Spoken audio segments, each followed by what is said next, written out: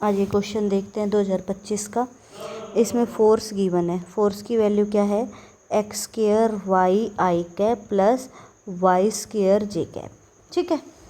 Act होने particle, ये force act हो रहा है पार्टिकल पे, और प्लेन कौन सा? X plus Y is 10।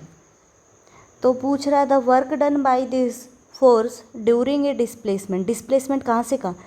X में 0, ये एक्स की टर्म होती है, ये वाई की टर्म होती है, ये भी एक्स की होती है, ये वाई की। ये एक्स में इनिशियल पोजीशन है, ये एक्स में क्या है? Final position. तो ये इज़ वर्क निकालना है। तो यहाँ पे देखो फोर्स है वो एक्स पे डिपेंड कर रहा है। एक्स की कुछ वैल्यू होगी तो फोर्स कुछ होगा, वाई की कुछ वैल्यू होगी तो फोर्स कुछ होगा। तो जब फोर्स वेरिएबल होता है तो उस टाइम मेरा वर्क का फॉर्मूला आता है D W is equals to integration F dot D R. Right. अब डॉट डी आर क्या होता है?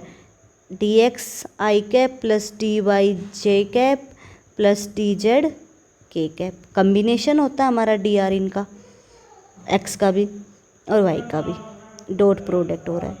एफ की वैल्यू रखेंगे तो एक्स स्क्वायर वाई आई कैप प्लस वाई स्क्वायर जे कैप, इंटीग्रेशन बाहर है, dot D X I cap plus D Y J cap plus D Z के कैप।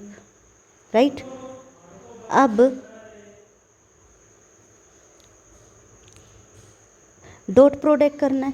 डॉट प्रोडक्ट आपको पता है आई डॉट आई क्या रहता है? 1, आई डॉट जे क्या हो जाता है? 0, के डॉट के क्या रहता है? 1, अदरवाइज सबके साथ 0। मतलब सेम का सेम के साथ करोगे तो 1, अदरवाइज 0। अब इस टर्म को इसके साथ मल्टीप्लाई करेंगे तो क्या बचेगा? एक्स स्क्वायर वाई और साथ में डी एक्स, फिर आई डी एक्स हो गया, फिर आई डॉट आई, तो आई डॉट आई क्या हो गया? 1। प्लस करेंगे, फिर इस टर्म का इस टर्म के साथ आएंगे तो क्या आ जाएगा? एक्स स्क्वायर वाई और डी वाई और I dot J, but I dot J हमें पता है 0, तो ये टर्म तो ये पूरी टर्म क्या हो जाएगी? 0। राइट। सेम आई इसका इसके साथ जाएगा तो इसके साथ ये वाली टर्म वापस से आई डॉट के बनेगी, वो क्या हो जाएगी? 0। आपको पता है ना ए प्लस बी प्लस सी होता है और बाहर डी रहता है, तो एक बार ए डी के साथ आता है, एक बार बी के साथ आता है, एक बार सी के साथ आता है। तो सेम ये टर्म एक बार इसके साथ आई, एक बार इसके साथ आई, एक बार इसके साथ आई, इसके साथ मल्टीप्लाई हुआ तो आई डॉट आई 1 बना दिया। ठीक है। बट जब आई डॉट जे करते हैं तो पूरी टर्म क्या बना देगी? 0। तो इसको छोड़ दो, सेम इसको भी रहने दो। ठीक है। इसीलिए मैं यहाँ से इसको अब क्या कर देती हूँ? रब। तो सबसे बेस्ट तरीका होता है डॉट प्रोडक्ट का, आई वाले टर्म के साथ मल्टीप्लाई कर देंगे तो एक्स स्क्वायर वाई और डी एक्स आ गया, इंटीग्रेशन है। सेम वाई वाली का वाई के साथ कर दो तो वाई स्क्वायर जे और इस जे डॉट जे 1 हो जाएगा, और वाई स्क्वायर के साथ यहाँ पे क्या है? डी वाई और जे डॉट जे क्या हो गया? 1। इसका भी क्या है? इंटीग्रेशन है। राइट। अब आप देखो यहाँ पे एक्स के रेस्पेक्ट में कर रहे हैं, वाई भी है, और यहाँ पे तो ठीक है वाई के रेस्पेक्ट में इंटीग्रेशन है, वाई है, बट यहाँ पे एक्स के रेस्पेक्ट में कर रहे हैं तो वाई है। तो आपको एक क्वेश्चन में लाइन दी है, यहाँ पे देखिए, X plus Y is equals to 10, X plus Y is equals to 10। तो वाई की जगह आप क्या रख सकते हो? 10 माइनस एक्स रख दूँ, integration x square 10 minus x और d x plus integration y square D y. Right. अब बेटा ये एक्स स्क्वायर एक बार 10 के साथ आएगा तो इंटीग्रेशन 10x स्क्वायर बनेगा, और साथ में मल्टीप्लाई में क्या आएगा? डी एक्स भी, ये डी एक्स इसके साथ भी आएगा, ये एक्स स्क्वायर इसके साथ आ जाएगा, फिर ये एक्स के साथ जाएगा तो एक्स स्क्वायर इंटू एक्स क्या बन जाएगा? एक्स क्यूब डी एक्स, इसका इंटीग्रेशन प्लस अब सिर्फ वाई स्क्वायर डी वाई।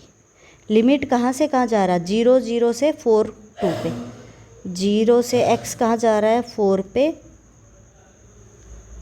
0 से 4 पे x, और y 0 से 2 पे, 0 से 4 और y 0 से 2। राइट।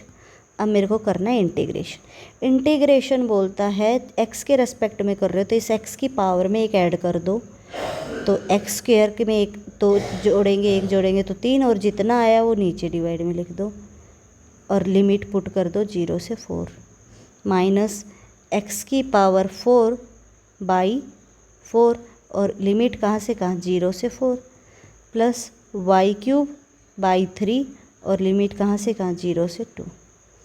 ठीक है, अब इसको सोल्व करना है। तो अपर लिमिट मतलब ये जो 4 है ना, ये हमें कहाँ पुट करना है, एक्स के रेस्पेक्ट में इंटीग्रेशन किया है तो ये जो लिमिट होती है हमें एक्स में रखनी होती है। तो 10/3 तो कांस्टेंट है, तो 4 का क्यूब, 4 का क्या आएगा क्यूब, माइनस 4 की पावर एक्स की जगह 4 रखना है तो 4 की पावर 4 डिवाइडेड बाई 4।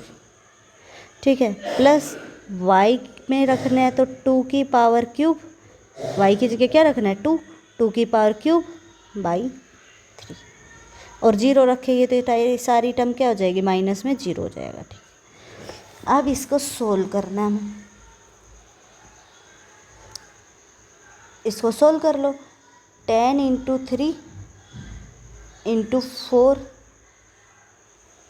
इसको सबसे अच्छा है 4 की पावर 3 कॉमन ले लो इनमें से, तो यहाँ के क्या बचेगा 10/3 माइनस, और यहाँ पे क्या बच जाएगा 4 की पावर 3 कॉमन लेंगे तो 1, क्योंकि एक 4 से कट जाएगा, प्लस 2/3 की पावर क्यूब बाई 3। राइट, अब इसको आगे हमें सोल्व करना है। इसको सोल्व करने के लिए हम डायरेक्ट कर लेते हैं, एलसीएम लेंगे 4 की पावर 3 एलसीएम तो 10 - 3 प्लस 8/3। राइट, 4 की क्यूब 10 में से इतना गया तो 7/3 प्लस 8/3, 3 एलसीएम तो 4 का क्यूब कितना होता है, देखो 4 × 4 × 4 16 × 4 64, 7/3 प्लस 8/3 तो 64 × 7 प्लस 8 और डिवाइडेड बाई 3। राइट, अब 64 × 7, 64 × 7 होता है 448 प्लस 8 करना है तो डिवाइडेड बाई 3, तो आ गया 546 डिवाइडेड बाई 3, तो डिवाइडेड बाई 3 करते हैं तो कितना आ जाएगा 152। वर्क डन आ गया मेरा 152 जूल। इसमें आंसर क्या आ जाएगा फिर इसका 152 जूल।